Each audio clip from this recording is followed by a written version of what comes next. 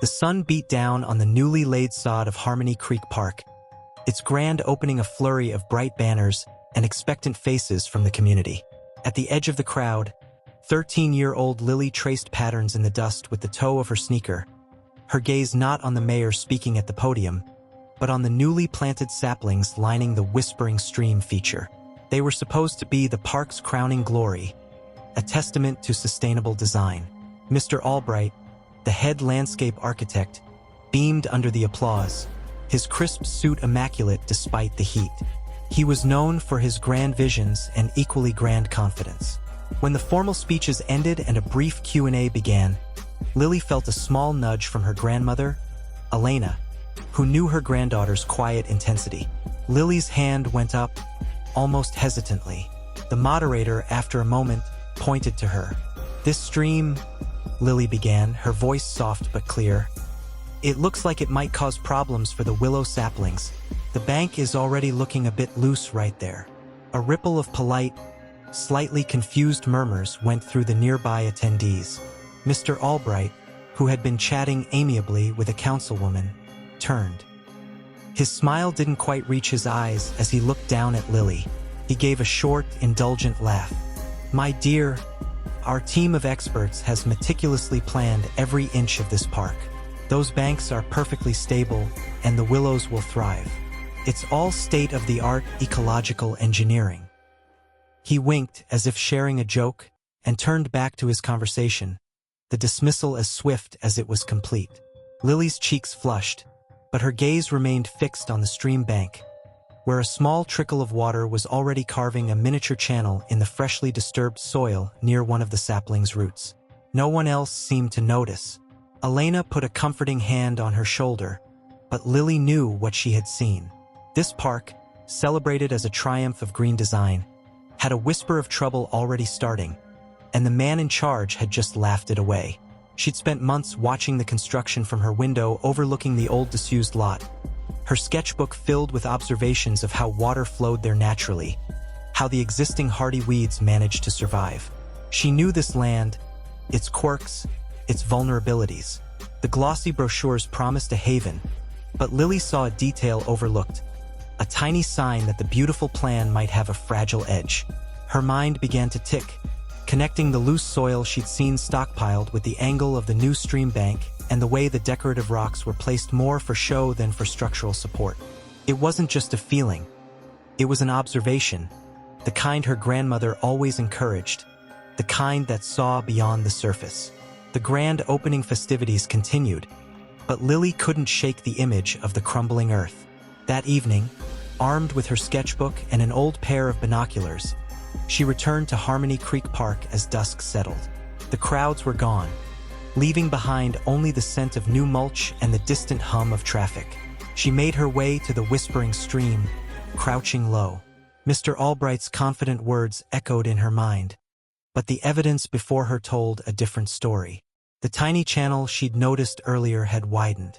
Several of the willow saplings, their roots barely established, tilted at precarious angles. She carefully documented her observations, sketching the eroding bank, noting the direction of the water flow, and the type of soil, loose, sandy loam, not ideal for holding a steep bank without reinforcement, especially with the stream's current design which seemed to force water directly against that particular curve. Her grandmother had always taught her to look for the patterns in nature, the subtle signs that others missed. Over the next few days, Lily visited the park repeatedly. She saw park maintenance crews attempting to shore up the bank with a few haphazardly placed rocks, a temporary fix that did little to address the underlying issue. She even researched stream bank stabilization techniques online, comparing them to what she saw in the park. The state-of-the-art ecological engineering seemed to be failing basic principles. She decided she had to try again. She found out Mr. Albright had an office at the city planning department. With a deep breath and her sketchbook clutched tightly, she went there with Elena. After a long wait, a junior assistant, Miss Periwinkle, finally agreed to see them, mostly Lily suspected, because Elena was politely persistent. Lily laid out her sketches, explaining her concerns about the water velocity, the soil composition, and the inevitable erosion. Miss Periwinkle listened with a strained patience, her pen tapping a rhythm of barely concealed impatience on her notepad. "Mr. Albright is a very busy man," she said finally. "He personally oversaw the hydrological surveys. I can assure you, if there was a problem, it would have been caught. Perhaps your perspective as a young enthusiast doesn't account for all the technical factors." It was another dismissal, softer, but just as firm. Lily felt a surge of frustration. "But the technical factors are what I'm pointing out," she said, her voice rising slightly. "The plans might look good on paper, but the reality in the park is different. Those trees are going to wash away, and it will take part of the main path with them if a heavy rain comes." Ms. Periwinkle simply nodded, promising to file the information, her expression making it clear the conversation was over. Lily left, a sense of unease settling deeper. She felt like she was shouting into a void, her careful observations treated as childish fancy. Ms. Periwinkle offered a tight smile and a promise to pass along the notes. But Lily left the office feeling defeated. The following week, the weather forecast turned ominous. Dark clouds gathered, and the city braced for a significant storm system, the first heavy rain since the park's opening. Lily watched the news with a knot in her stomach. The night the storm hit, rain lashed against her window. The next morning, the sun emerged to a city cleaning up.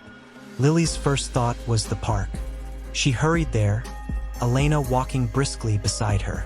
The scene at Harmony Creek Park was worse than she had even imagined. The whispering stream was a muddy torrent. 2 of the willow saplings were gone completely, swept away. A large section of the stream bank, exactly where Lily had predicted, had collapsed, taking a jagged chunk of the new paved walkway with it. Yellow caution tape was already being strung up by a dismayed-looking city crew. And standing amidst the damage, his expensive shoes splattered with mud, was Mr. Albright. His usual confident expression was replaced with one of shock and disbelief. He was talking animatedly with an engineer, gesturing towards the wreckage. As Lily approached, the engineer, a woman with a no-nonsense air, pointed to the exposed soil layers. The soil compaction here was insufficient for this gradient, especially with the focused outflow from that culvert. It was a failure waiting to happen. Mr. Albright saw Lily then. His face flushed, a mixture of embarrassment and something unreadable. He didn't speak. Later that day, a local news crew, covering the storm damage, interviewed the city engineer at the park. Lily, standing quietly nearby, was noticed by the reporter. The engineer, having been briefly informed by a junior staffer about Lily's earlier ignored warnings, gestured towards her. "Actually," the engineer said, "a young resident pointed out potential issues with this bank stability before the storm. It seems we should have listened more closely to community observations." The camera turned to Lily, flustered but resolute.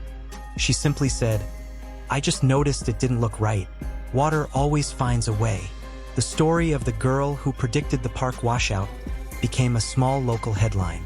Mr. Albright issued a public apology, and the park stream feature was redesigned, this time with community input and more robust engineering. Lily didn't seek any accolades. For her, the real satisfaction came from seeing the stream banks properly stabilized, the new, hardier native plants taking root, and knowing that sometimes the quietest voices see the most important truths, especially if they're willing to speak up when something just doesn't look right. The lesson wasn't just for the architects or the city planners. It was for everyone who might overlook the small detail, the quiet observation, or the voice that didn't carry the weight of authority but carried the weight of truth instead.